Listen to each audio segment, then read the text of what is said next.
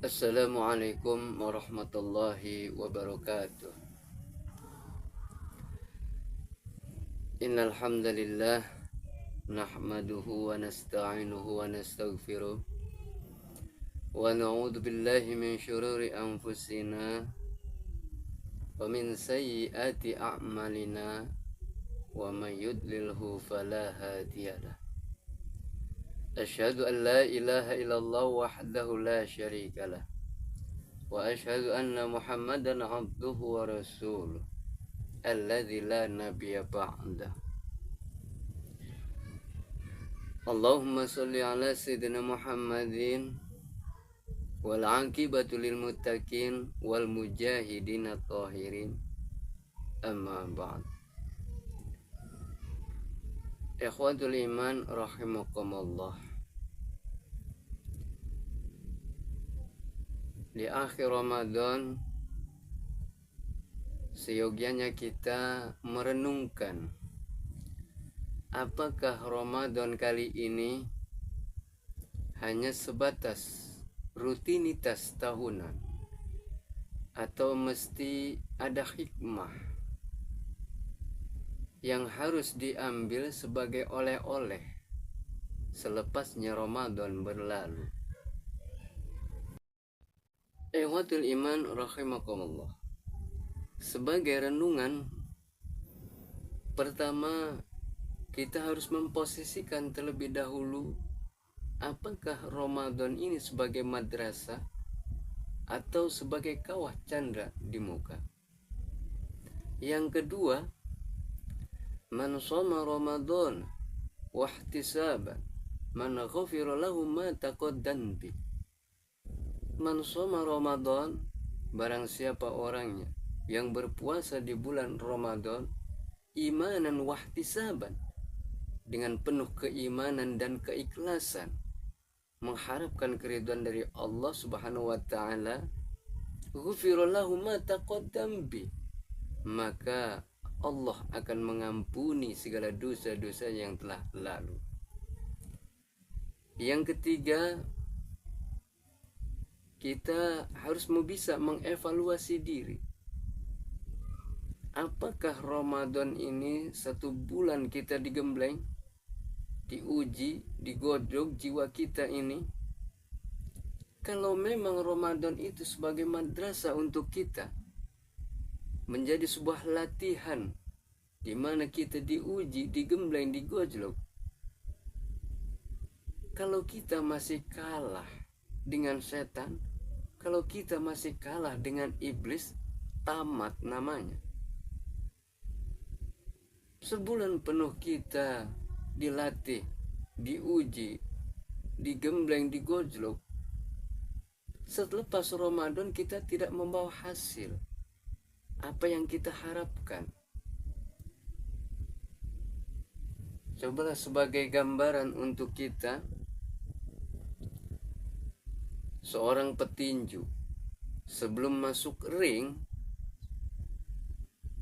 otomatis dia melakukan sebuah latihan. Sebulan penuh dia latihan, diuji, digembleng, digojlok.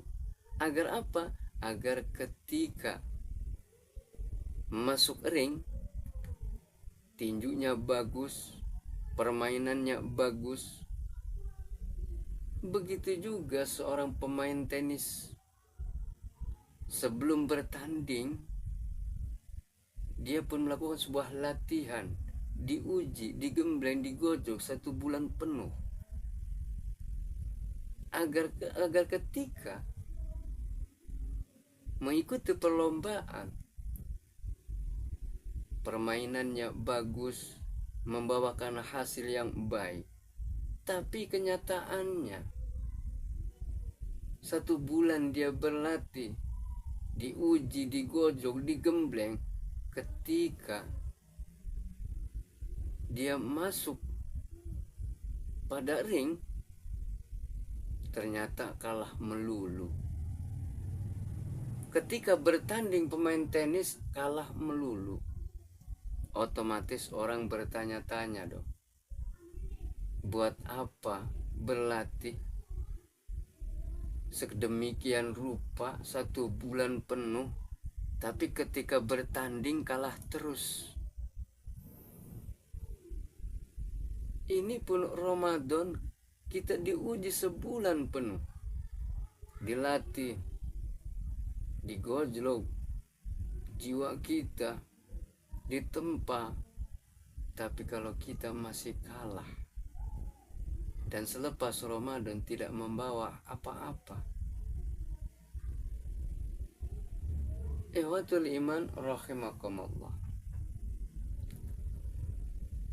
ada sebuah gambaran dari Rasulullah SAW ketika Rasulullah sedang duduk-duduk bersama para sahabatnya.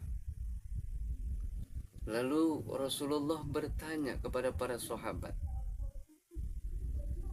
"Wahai sahabatku, tahukah kamu siapa orang yang bangkrut, siapa orang yang rugi, siapa yang orang sial?" Otomatis para sahabat macam-macam jawabnya.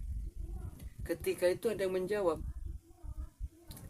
"Begini ya Rasul, orang yang bangkrut, orang yang sial, orang yang rugi itu ad-dinarun.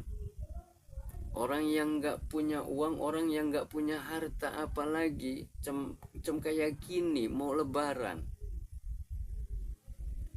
Orang punya uang dengan orang yang gak punya uang itu jalannya aja lain." Rasulullah senyum. Kata Nabi, orang yang bangkrut, orang yang sial, orang yang rugi, ketika di hari kiamat nanti dia datang kepada Allah hanya membawa pahala sholat fardu, sholat sunnah, sholat rawatibnya. Mungkin semasa hidupnya dia rajin sholat, rajin pula sholat sunnah. Dia pun datang juga menghadap kepada Allah dengan membawa pahala zakatnya.